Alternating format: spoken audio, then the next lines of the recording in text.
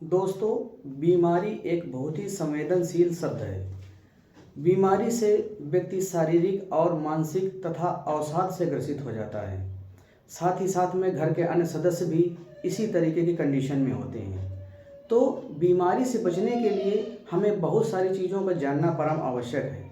अगर इन छोटी छोटी चीज़ों की जानकारी हमें हो तो हम जब डॉक्टर के पास जाएंगे तो हमको जब वो कोई चीज़ समझाएगा तो आसानी से समझ में भी आ जाएगी। साथ साथ इन चीज़ों की जानकारी जब हमें रहेंगी तो हम इन बीमारियों से बच भी सकते हैं। तो इस क्रम में आज मैं जो जिस विषय पर चर्चा करने जा रहा हूँ वो है विषाणु जनित बीमारियाँ। विषाणु मीन्स वायरस। वायरस के द्वारा कौन कौन सी बीमारियाँ होती हैं, इसे हम एक सरल सूत्र के माध्यम से समझ सकते हैं और उस सरल सूत्र में सारी बीमारियों का रहस्य छुपा हुआ होगा। सारी बीमारियां भी पता चल जाएंगी और वो किस वायरस के द्वारा होती हैं और उनसे कैसे बचा जाए, इनका पूरी जानकारी आपको इसके माध्यम से मिल जाएगी। तो देखिए, ए चाचा इन्हें डांटो मत, खरे गाल पर छापो, खरे गाल पे छापो। ये एक सूक्ति है, वाक्य के रूप में सूक्ति दी गई है। इसमें सारी बीमारियां जो कि वायरस के द्वारा होती हैं वो अंतर्निहित हैं। इसको हम समझ लेते हैं, फिर बारी बारी से उनके बारे में जानेंगे। पहले नाम जान लेते हैं। एड्स रोग, एड्स रोग। चाचा, चाचा से हो जाएगा चेचक। ई से हो जाएगा इन्फ्लुएंजा, ई से इन्फ्लुएंजा। हा से हो जाएगा हर्पीज, हा से हो जाएगा हर्पीज। डा से हो जाएगा डेंगू। मत से हो जाएगा मेनिंजाइटिस,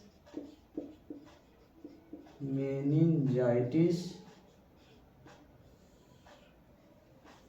खा से हो जाएगा खसरा। रा से हो जाएगा रेबीज, रेबीज। खरे, यहाँ पर पाल लिख गया, गाल होना चाहिए। खरे गाल पर छापो। गाल से हो जाएगा गलसुआ, गलसुआ। पे से हो जाएगा पीलिया, पीलिया।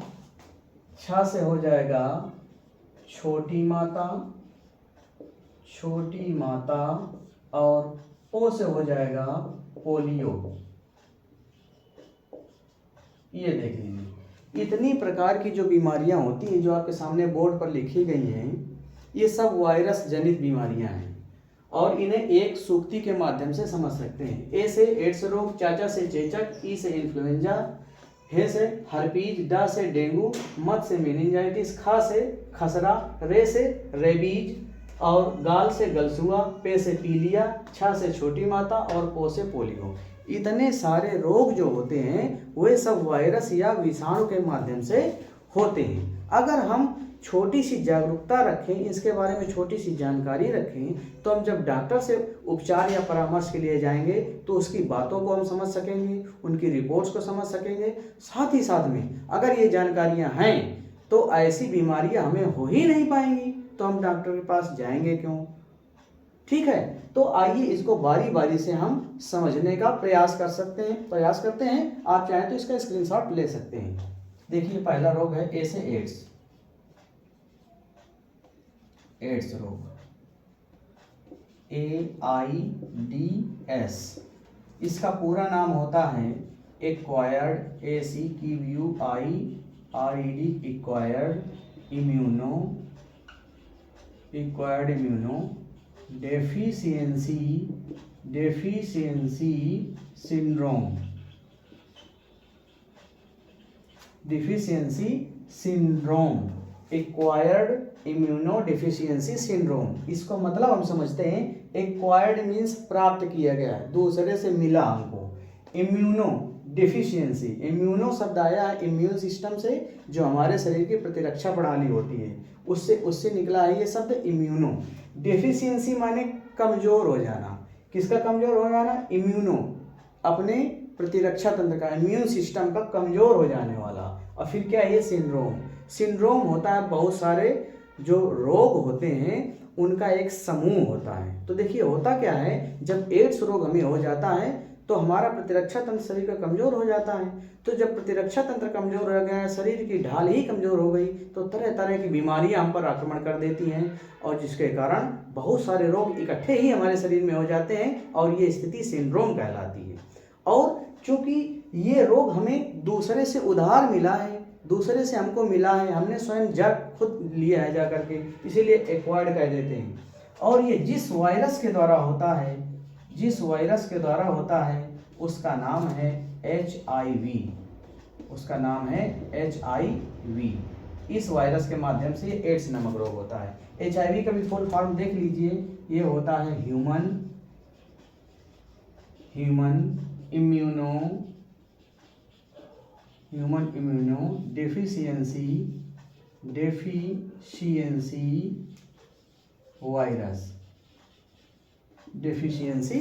वायरस।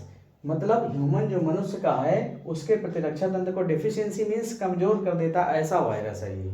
तो इसको याद रखिएगा, कई प्रश्न इस जगह से उठते हैं, इसलिए मैंने इनका पूरा नाम भी लिखा। पूरा नाम परीक्षा में पूछा जा सकता है, प्रतियोगी परीक्षाओं में भी और बोर्ड की परीक्षाओं में भी ये प्रश्न पूछे जा सकते हैं। तो ये रहा एड्स के बारे में जानकारी कि इसका पूरा नाम क्या है और किस वायरस से फैलता है। अब देखिए फैलता कैसे है, इसका संक्रमण एक व्यक्ति से दूसरे व्यक्ति में कैसा होता है। जैसे एड्स रोग से संक्रमित कोई व्यक्ति है और उससे कोई रक्त ले ले, तो जिस सामान्य व्यक्ति के शरीर में उसका संक्रमित व्यक्ति का रक्त जाएगा तो सामान्य व्यक्ति भी एड्स रोग से ग्रसित हो जाएगा।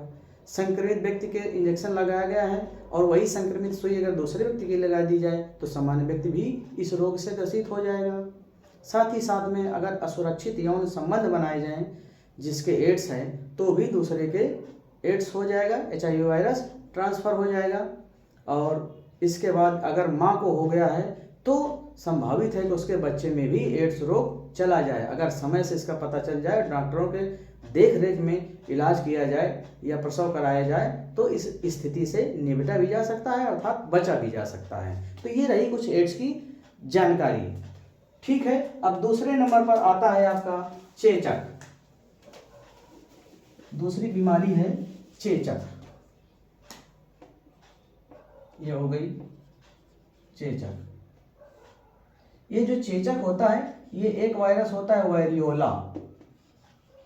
ये वेरियोला वायरस के माध्यम से फैलता है। और जो ये वेरियोला शब्द है लैटिन में इसका अर्थ होता है, जो लैटिन भाषा है, लैटिन भाषा में अर्थ, लैटिन भाषा में इसका अर्थ होता है धब्बेदार। क्या होता है इसका अर्थ? इसका अर्थ होता है धब्बेदार। तो आपने देखा होगा जिस व्यक्ति के चेचक हो जाता है तो ये धब्बे नुमा गड्ढे नुमा कुछ संरचनाएं बनी रहती हैं चेहरे पर, मतलब दाग धब्बा बिल्कुल बन जाता है उसके चेहरे पर, ऐसे व्यक्ति के, जिस व्यक्ति के चेचक हो जाता है। तो इससे बचने के लिए, इसके संक्रमण से बचने का हमें प्रयास करना चाहिए। जिसके पास हो उसके पास जाने से थोड़ा सा बचना चाहिए या सतर्क रहना चाहिए। उचित उपयुक्त अपने सुरक्षित इंतजाम कर लेने चाहिए जब उसके पास जाया जाए। ठीक है, अब इसके बाद में ये चेचक हो गया। अब इसके बाद आपका आता है ये इन्फ्लुएंजा वायरस। ये इन्फ्लुएंजा वायरस, तो ये इन्फ्लुएंजा बीमारी जो है, वायरस में कह रहा हूँ, ये इन्फ्लुएंजा बीमारी है, ये वायरस जनित बीमारी है। और ये मिक्सो वायरस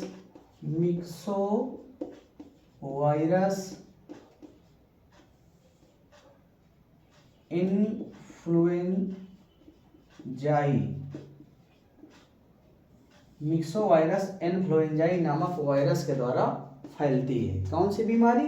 इन्फ्लुएंजा बीमारी जो होती है किसके द्वारा फैलती है?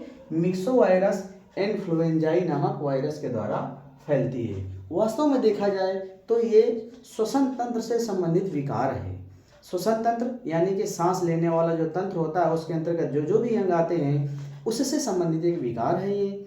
और जब ये हो जाता है तो हालांकि ये होता 4 प्रकार का है, influenza A, influenza A, influenza B, influenza C, influenza D. ये 4 प्रकार के इसमें स्ट्रेन पाए जाते हैं, जिसमें जो पहला वाला इन्फ्लुएंजा ए स्ट्रेन होता है ये ज़्यादा घातक होता है।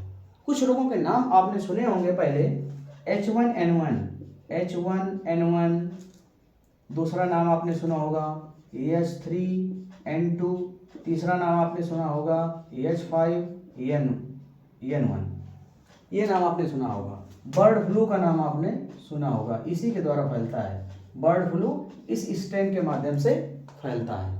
जो चिड़ियाँ होती हैं, खास करके मुर्गे मुर्गियाँ जो होते हैं उनको लोग बाग खाते हैं, और वो अगर उस बीमारी से ग्रसित है और उसका मीट अगर लोगों ने खाया तो वो संक्रमण उस व्यक्ति में भी पहुंच जाएगा। बचने के लिए क्या करना चाहिए कि अगर पहले बार तो खाना ही नहीं चाहिए, और अगर खाने की बहुत इच्छा कर रही है तो बहुत उच्च ताप पर पकाकर खाना चाहिए ताकि ये विषाणु नष्ट हो सके और हमें ये रोग ना हो पाए।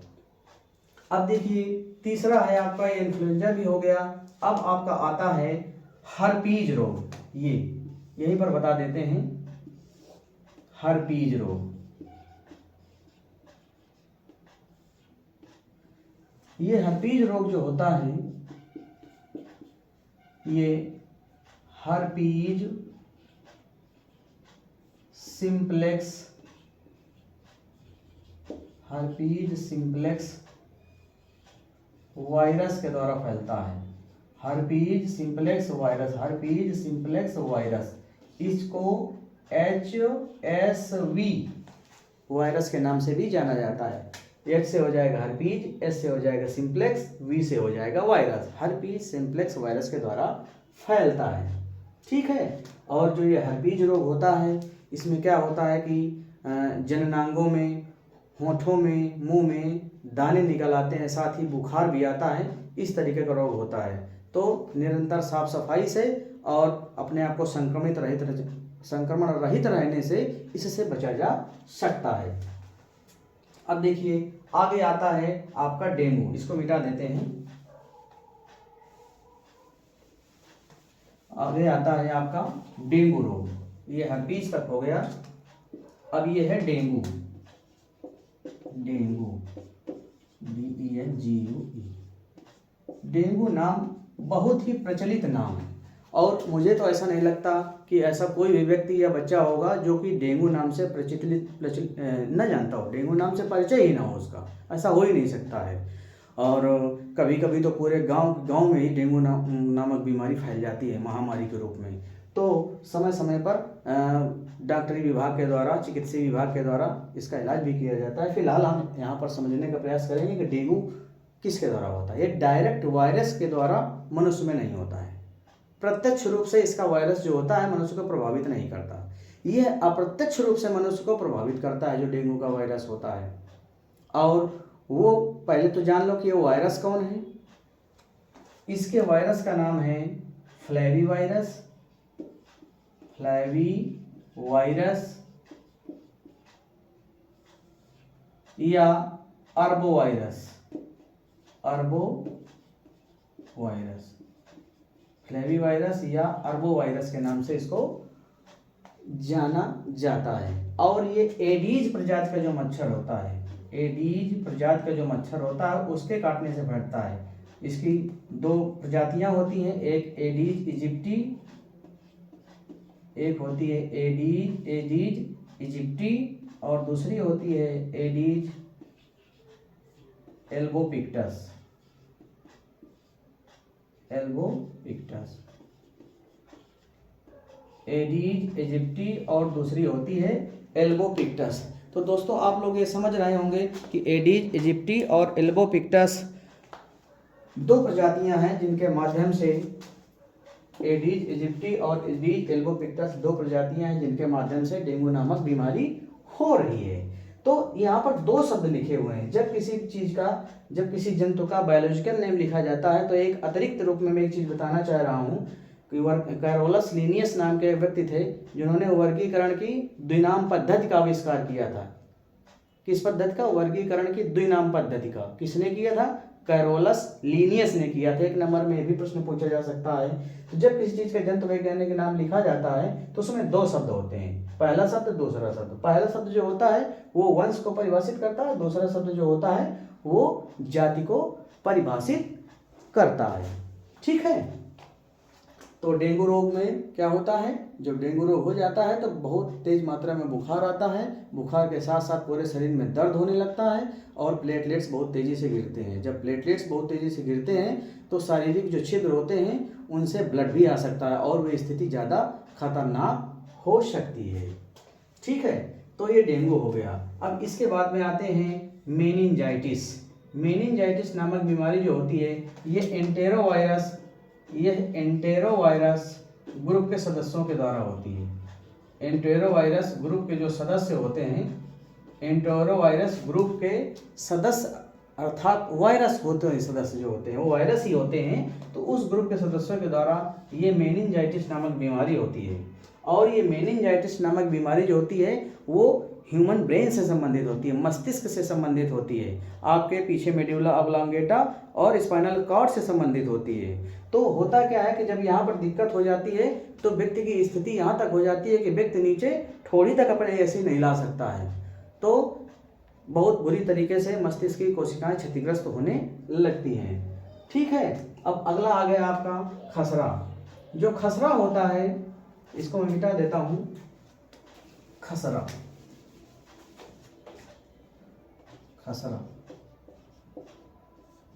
खसरा को मीजल्स के नाम से भी जाना जाता है। खसरा को मीजल्स के नाम से भी जाना जाता है। और ये रोग जिस वायरस के द्वारा होता है उसे कहते हैं मोरबिल्ली वायरस। क्या कहते हैं? मोरबिल्ली, मेरी बिल्ली ऐसी कोई बात नहीं है, उसका नाम है morbilli virus. Morbilli virus, morbilli virus. ठीक है। इस मोरबिली वायरस के माध्यम से ये खसरा अर्थात मीजल्स रोग फैलता है। इसमें भी क्या होते हैं? व्यक्ति के शरीर में दाने निकल आते हैं और तेज बुखार आता है, खांसी भी आती है, थकावट भी होती है और ये श्वसन तंत्र से संबंधित एक प्रमुख बीमारी के रूप में जानी जाती है। तो इससे बचने के लिए हमें उचित उपायों का उपयोग करना चाहिए और चिकित्सीय परामर्श तुरंत लेना चाहिए। ठीक है। अब इसके बाद में आ जाइए रेबीज। ये रेबीज बीमारी, इस बीमारी से भी लगभग लोग परिचित ही होंगे।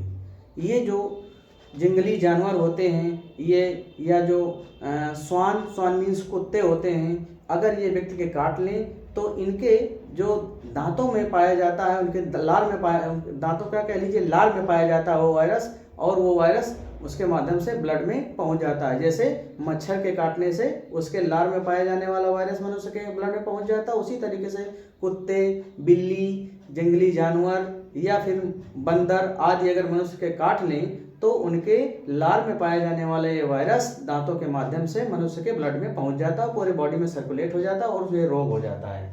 जब ये रोग हो जाता है तो जब इस रोग की गंभीरता बढ़ जाती है तब रोगी को जल से बहुत ज़्यादा डर लगता है। यहाँ से प्रश्न पूछा जाता है कि किस बीमारी के रोगी को जल से डर लगता है, तो वो बीमारी यही है जो वायरस जनित है, उसका नाम है रेबीज। और ऐसी स्थिति को कहा जाता है हाइड्रोफोबिया। इस स्थिति को कहते हैं हाइड्रोफोबिया। हालांकि फोबिया शब्द से आप लोग परिचित होंगे और इस समय फोबिया काफ़ी स्टूडेंट्स को होगा भी। परीक्षा से पहले लगभग स्टूडेंट्स को ये फोबिया हो जाता है। उनको कौन सा फोबिया हो जाता है? एग्जाम का फोबिया। फोबिया मीन्स डर, एक डर सा बिल्कुल बैठ जाता है किसी चीज़ के प्रति, परीक्षा के प्रति। क्या हम परीक्षा कैसे देंगे, क्या लिखेंगे, क्या नहीं लिखेंगे, कैसे जाना होगा, कैसे बैठना होगा, तरह तरह की आशंकाएं, तरह तरह की समस्याएं उनके मन को घेरे रहती है। यही होता है फोबिया या डर। तो जब रेबीज नामक बीमारी हो जाती है किसी व्यक्ति की और उसकी अधिकता हो जाती है बॉडी में उस विषाणु की, तो हाइड्रोफोबिया नामक रोग हो जाता है। हालांकि मैं एक चीज़ यहाँ पर मिस कर रहा हूँ कि ये किस वायरस के द्वारा होती है, तो आप समझ लीजिए ये एक होता है रैप्डोवायरस, जिसके द्वारा ये बीमारी मनुष्य में फैलती है। ठीक है, तो आप लोगों ने खसरा और रेबीज तक, यहाँ तक आप लोगों ने समझ लिया। अब आता है गलसुआ। इसको पढ़ाने के पहले इस बोर्ड में लिखी चीजों को मैं मिटा देता हूं।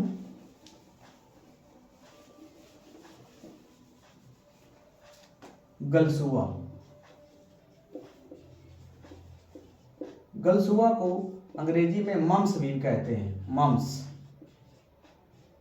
मम्स रोग। जो गलसुआ रोग होता है ये मम्स वायरस के द्वारा भी हो सकता है, मम्स वायरस, ये मम्स वायरस के माध्यम से भी हो सकता है, तथा ये पैरामिक्सो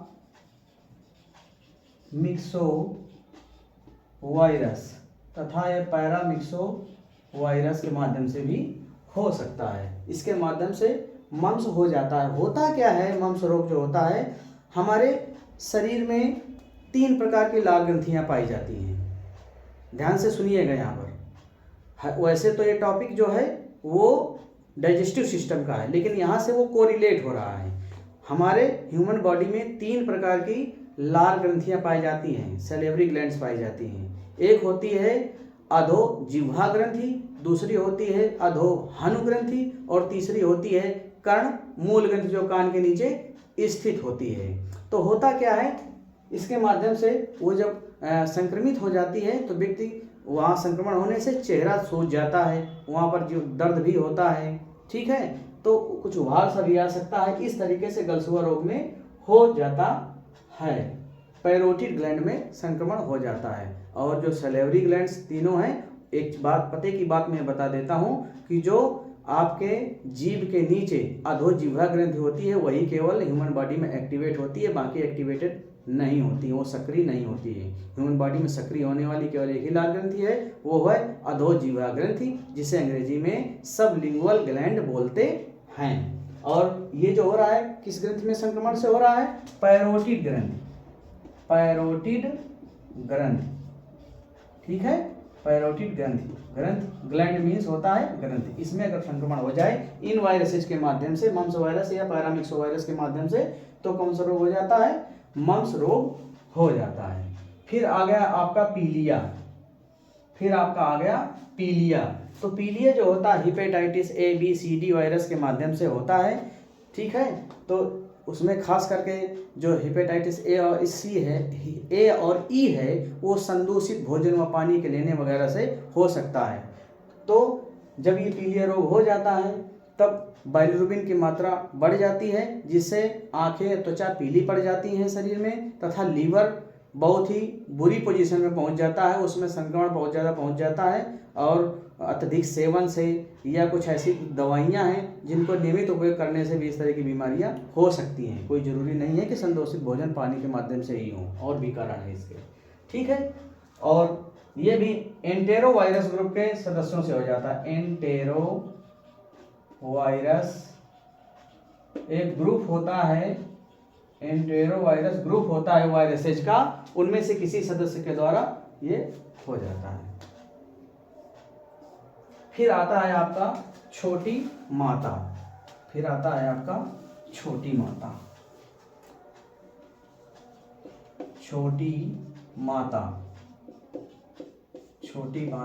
रोग।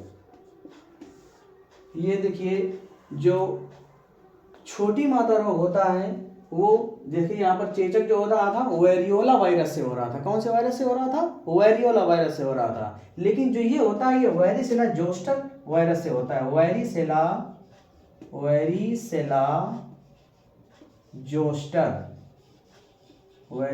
जोस्टर वायरस के माध्यम से होता है। ठीक, ये चीज थोड़ी सी ध्यान रखना है। जो छोटी माता रोग होता है वेरिसेला जोस्टर वायरस के माध्यम से होता है। इसमें भी शरीर में दाने निकल आते हैं, और उन दानों जो पफेलुनुमा होते हैं उनमें क्या होता है, लिक्विड भरा रहता है, और अगर उसके डायरेक्ट टच में कोई दूसरा व्यक्ति आ जाए तो उसके भी ये रोग हो सकता है। तो ऐसे रोगी से संपर्क बनाते समय, उसके पास जाते समय सतर्कता और सावधानी दोनों ही बरतने की बहुत ही ज़रूरत है। ठीक है। अब इसके बाद आ जाता है आपका polio. Polio polio poliomyelitis virus के माध्यम से ये रोग हो जाता है, और ये जो रोग है ये रोग जो भी क्या है, ये भी मस्तिष्क से संबंधित रोग है, और जिसके कारण शरीर लकवाग्रस्त हो जाता है। हालांकि भारत सरकार के द्वारा पोलियो उन्मूलन कार्यक्रम काफ़ी वर्षों पहले से चलाया जा रहा है, और बीच में पोलियो मुक्त भी हो गया था, लेकिन फिर से केसेज आए तो उसके कारण फिर से अभियान ये चलाया जा रहा है, और जब तक केसेज बचते रहेंगे तब तक ये अभियान चलाया जाता रहेगा। इसलिए हमको इन रोगों से बचने के लिए अगर ये छोटी छोटी जानकारियाँ हो जाएं तो हम इस प्रकार के रोगों से बच सकते हैं। आज के सेशन का में साथ रहने के लिए आप सभी लोगों का बहुत बहुत धन्यवाद और आभार।